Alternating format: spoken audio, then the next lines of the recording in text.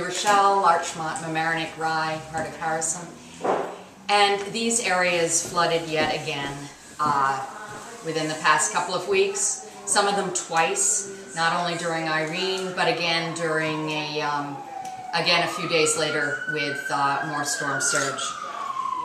I'd like to take you back to 2007, just as a way of explaining what we've been through here in this area and in other areas in Westchester County. We stood almost at this very site 4.5 years ago after a major flood. We're standing actually at an area where the Mamaroneck River and the Sheldrake Rivers come together and find their way out to the Long Island Sound, which is the way it works. All of these rivers that run through Westchester County either have to go out to the Long Island Sound or to the Hudson River. At that time, with so much damage and so much flooding, the county executive at that time pledged a total of $50 million, $10 million a year in capital money for 5 years to search for flood mitigation projects that could be done on a regional basis by the county as the regional provider. And a flood action task force was put together at that time that was made up of professional engineers, professional planners, as well as elected officials from the municipalities, as well as myself representing the county legislature and this district. We were able to start planning going back through research that actually dates back as far as 1898 about the flooding in this area, in this general overall area and in Westchester County. We were able to employ consultants who provided us with hydrological surveys, who provided us with a great deal of computer modeling. There's been a lot of advancements made in technology and in engineering to deal with flooding. It is a present and future problem. We're not going to see an end to it anytime soon. If anything, we will be seeing an increase in it. We were actually able to, by 2009, start 4 or 5 projects in the works with money that was flowing through the county to a variety of municipalities to be able to help stem the flooding. When the administration changed in 2010, we saw an end to that funding. We saw an end to even putting any money in the capital budget for that. Despite our legislative efforts to put money in the budget, it has been consistently vetoed. What we're here today is to say we need to get this up and running again. We have stormwater legislation in place for the county. One of the key learnings of all of the research that's been done is that flood mitigation has to be handled on a regional basis. It cannot be handled municipality by municipality, nor can it be handled neighbor by neighbor. Case in point, and if any of you want to go outside and see afterwards, a building next door increased his storm wall, his riverbed wall, and put down asphalt so that his property wouldn't flood, so instead this property floods more. And that analogy works for municipalities sitting side by side as well. One municipality can try to cure their flooding and stem it, but it just downstream can make for more flooding. So that's why our biggest learning has been that we need to deal with this on a regional basis. We need to deal with this on a watershed basis. There are 5 or 6 major watersheds in Westchester County. And one of the key learnings is that along those watersheds, we need to put in water retention basins. We need to find regional solutions so that all along the river, there are places where water can be retained and then let out slowly, let out before a storm slowly, have a dam, a sluice gate that comes down and lets these retention basins fill up with water. A study was recently done. It was actually cited in the Journal News today by Greg Clary, by the Institute of Building Sciences, that says this so perfectly. Their study reveals that for every $1 invested in flood mitigation, there's a $4 savings in future disaster-related costs. And as far as I'm concerned, this is an investment that Westchester County should be making, has a moral obligation to make. This is an investment that provides jobs. These are public works that need to happen, to go on and to be funded through the county. If the county puts money on the table, it allows us to leverage money from state and federal government. But everybody wants to see the regional government have some skin in the game. And we can't do it without putting some of our own money in. So I will turn this over now to my fellow legislators who have just as many flood stories of their own. Thank you. Thank you, Judy. Thank all of you for being here. I'm Bill Ryan. I'm the legislator that represents District 5, which is White Plains and Scarsdale, two other communities here in Westchester County that were hit and impacted severely by the recent storms. I also served as chairman of the board a few years ago, and we had an opportunity to work together to put a program in place. It wasn't the biggest program, but it was a $50 million program, and it was the only game in town because the state was really ill-prepared and didn't have the fiscal capacity to do what it needs to do around New York, and the federal government wasn't going to be able to come in quickly. So the county, through myself and legislators like Judy Myers at the time, were able to see the wisdom of this, and we put into place an important resource, and also a flood action task force, which Judy was a member of. These were very knowledgeable, concerned people who would help work with the communities to decide what were the best projects that we could advance, what the projects we could move forward with. It's a beautiful sunny day outside. Blue skies, the sun is out, beautiful day. And I'm here to tell you is this. We have run out of time. Stormwater management is needed desperately right now. You don't know when the next event is coming. We may go home tonight, turn on the news, hear the weather, another storm perhaps developing in the Atlantic. And who knows, 2 days later you could get word of another one. And you know there's going to be nor'easters. And picture January and February, when perhaps it's not snow, perhaps it's just warm enough for it to be rain. And in the dead of winter, you get a Niagara Falls worth of rain on this county again. And what do you have? A repeat of what we have seen in recent weeks.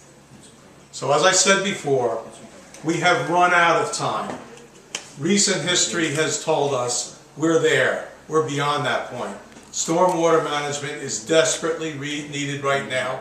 We need a variety of projects, good projects, throughout the communities of Westchester that can all work together to help control floodwater, to manage stormwater, and to finally work so that the tremendous damage that communities are experiencing every time there's a severe storm is now something that's in the past. But as Judy pointed out, and she really hit the nail on the head, you can't do this unless you allow your process to go forward. So the question, is there a process? Well, of course there's a process. And we had one that was working for years, and we had an opportunity last February to even improve upon that. And we passed legislation last February that called for a number of important things. And I hate to report to you today that some of the key provisions of that legislation have not yet been met. Let me mention two of them. The law that's in place now requires the Commissioner of Planning for the county to begin preparing within 180 days after the enactment of the legislation a document called the Reconnaissance Storm Water Management Plan. It's a document, a plan for the county to serve as a basis for the funding of stormwater and flooding projects. Exactly what we're talking about today. So this plan is critically important to our process. The deadline passed on October 1st for the Board of Legislators August 1st, that's right, August 1st for the Board of Legislators to get the plan, to receive information about the plan and what it contains. We don't know if it's nearly finished. We don't even know if it's been started. And like I said, we're standing here on September 16th, beyond a month and a half past that deadline. The new stormwater legislation also created what's called the Stormwater Advisory Board, which Judy mentioned. This superseded the task force that was in existence for a number of years. That plays an integral role in this process. It has very important responsibilities. It can't even get out of the gate because it doesn't have all of its membership. The law says that the county executive has to appoint 5 of its members. Those 5 members have still not been appointed. The board can't begin its work. Until it begins its work, the process that is outlined in the law can't commence. And that process, once again, is a process between the county and the localities to decide on the very best stormwater management projects that we can get going that will all be complementing one another. The ultimate objective to manage this stormwater in a way where we stop incurring this terrible damage. We will actually have the county executive in this village on Saturday to celebrate the opening of the newly restored and beautified Maryjane Library. And I would like to invite him to take a walk through the village of Maryjane, to take a walk down here at the river and see what the damage has been. He did tour Rye City. We saw the damage there where over 200 businesses and homes were devastated.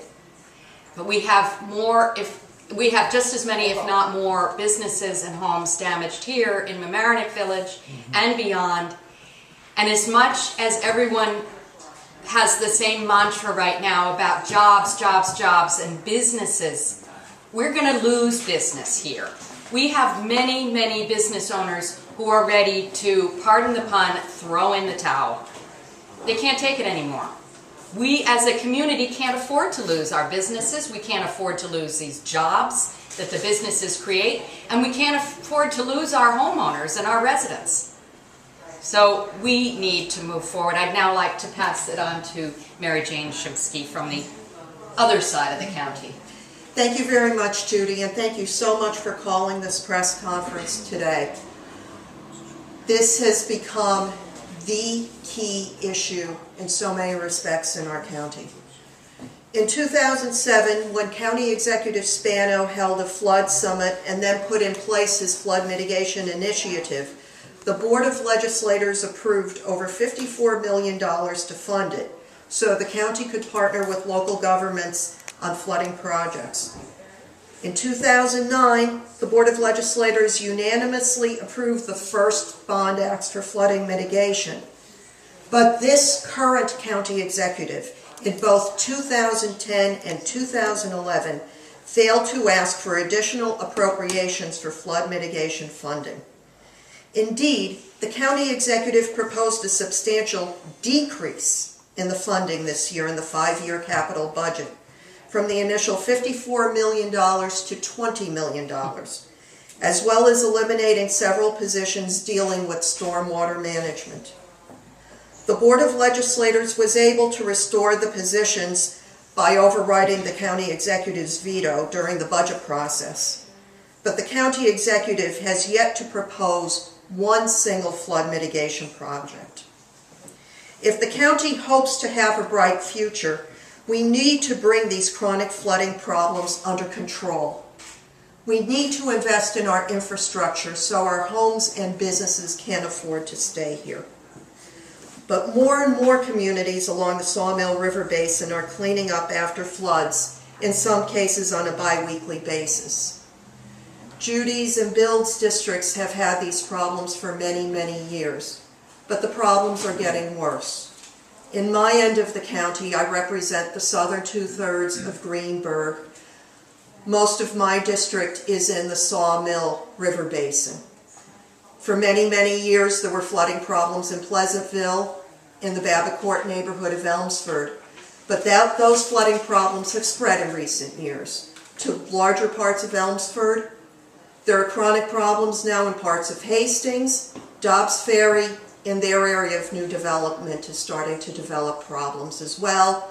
Ardsley is having more problems.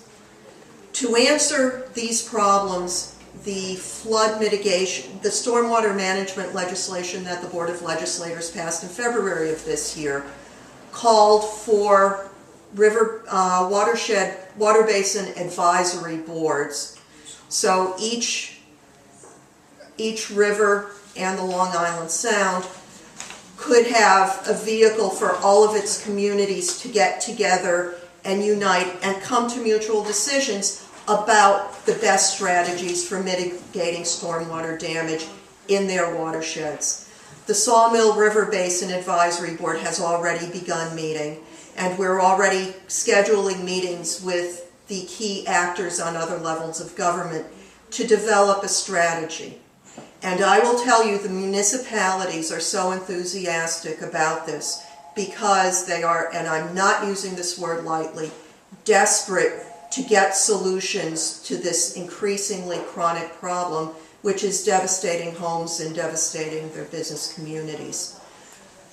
But what we need, we can do a lot by ourselves, but we are going to need cooperation from the county executive's office. And as my colleagues have discussed today, the county executive's office has been slowing down this process. We need action. We need action now. The rest of the key actors are falling into place rather quickly and enthusiastically. It's time for everyone to get on board and start doing the right thing for our people. Thank you. Thank you, Maryjane. Any questions from members of the media first? Any questions from members of the media? John? Judy, how much is in the capital budget now? What is included for? In the 2011 capital budget, after the veto of the budget, we put back $2.5 million, figuring, okay, that at least we could do that. And the capital budget was then printed by the administration without that money in it. So we worked to get the legislation passed that would legislate that we move forward in this area, but we need the full cooperation of the administration. Have you had any explanation from the estimator's office on why? We can't afford it. And what about the delayed appointment? That's been the explanation. Oh, for the money is we have not heard why the appointments haven't been made. Has anybody reached out to Corps of Engineers for additional help? Yes, and I would like to give some thanks, matter of fact, and very big thanks to Congresswoman Nita Lowey, who was, after the '07 floods, was able to get a great deal of money and to really light a fire under the Army Corps of Engineers. The county, part of the money that we did move through this flood action task force went to co-sponsor or pay for a part of this study for Mamaroneck Village for the convergence of the Mamaroneck River and the Sheldrake. And the Army Corps of Engineers is studying that. It's a 30-month study, which oddly enough is called fast-tracked. But this is a great deal of money that we were able to get through Congress back in '07, '08. Whether we'll be able to move forward with what the results of the study are, I don't know. A lot of it will depend on how Congress does. But the other amount of money that went through helped. So we had $900,000, close to $1 million that came through for the study of the in Mamaroneck Village. We then had money that went to the village of Larchmont for stabilizing a retention pond. We had money that went to Scarsdale, to Tarrytown, and to Rise City for a major sluice gate, a stainless steel gate that would be computer operated and would allow the draining of water prior to a storm out of a reservoir. Then the gate would go into place, and then the reservoir could fill up with water, which is in accordance with what we learned through all of the engineering studies, that this is a way to mitigate some of the flood damage.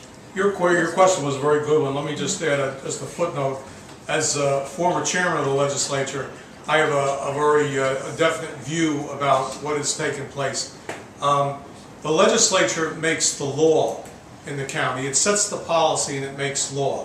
When we come into the legislative chamber and we take an action that overrides an executive's veto, that is now the law. It's a very curious and disturbing thing to watch a budget then be printed that excludes actions that we have taken, that are on record, that the Board of Legislators for this county, representing nearly 1 million people, when we have made a decision to override, that now becomes the law of the county, and it has to be followed.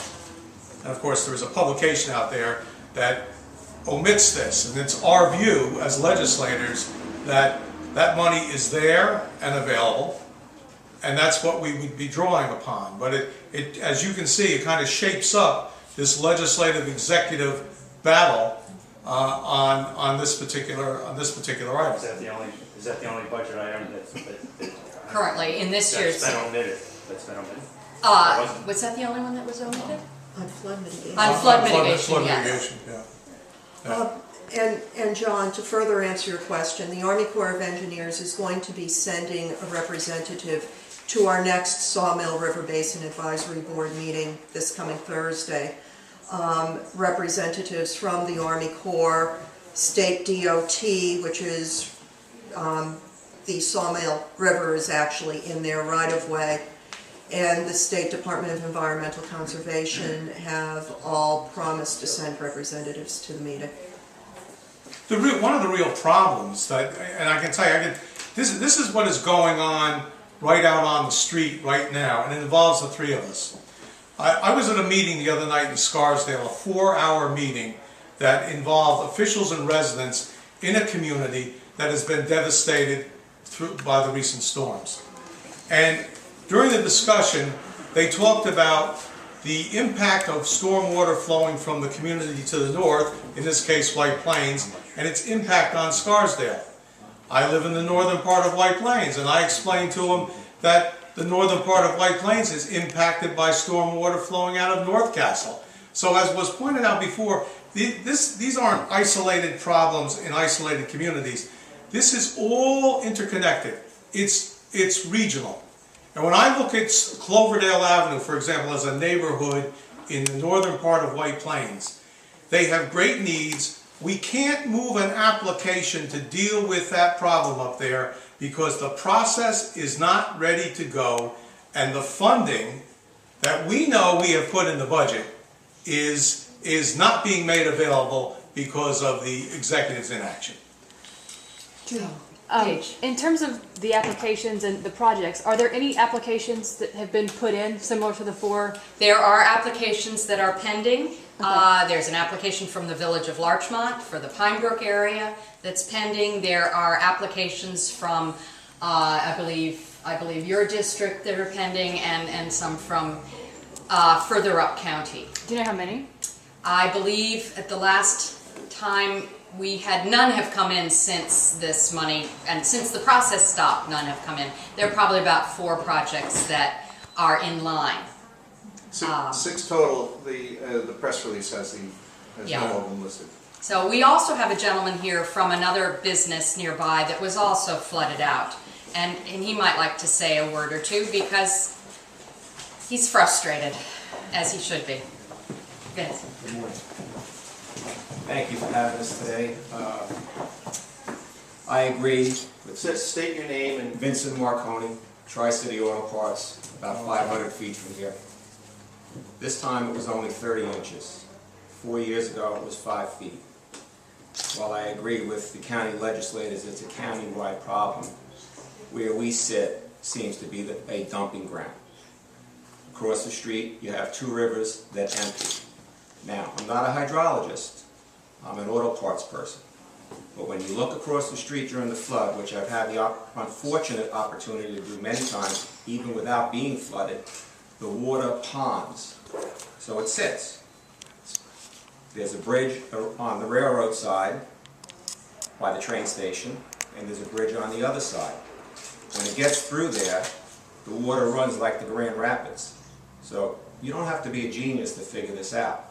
There's some problem here, and all the water does come down. So there is a study out saying if we were able to correct these two problems, that we could eliminate 30 inches of water. That's exactly what I got last time. So when that happens, it actually puts me out of business for 3 to 4 days. I can operate with one hand behind my back. I have to lift merchandise, I have to restock my shelves again, and we have to clean up. It's a massive undertaking, and it's very tiring. And when you're sleeping at night and you hear that water pounding on your roof, you say, should I get up now?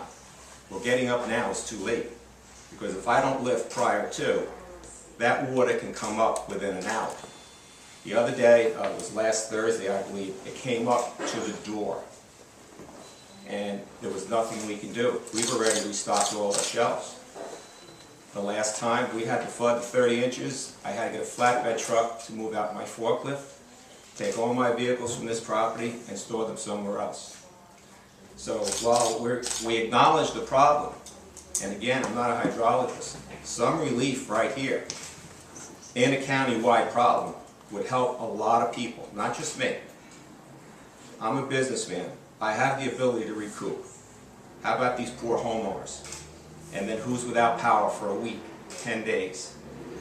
And it's not a Con Ed situation because of the flooding. You know, the basements are flooded out. They won't go down until the basements are cleaned out. And not only pumped, if there's anything down on the ground, they say it's an environmental problem. Now you have to hire somebody, an environmentalist, to come in, inspect it, clean it up, and give a certified letter to say that the problem's been corrected. So it extends just beyond the water. And I think that's sometimes the point that gets missed here. It does impact not only the businesses, but again, the poor homeowner. How many times have these people on Howard and Leicester, on Center, on Waverly, on Grand Street been through this? 4 years ago, the water came so fast, you barely had time to get out of the building. Jimmy Bellata was here, I was here, 5:45 on a Sunday night. By the time we were able to get out of the building, it was up to our knees.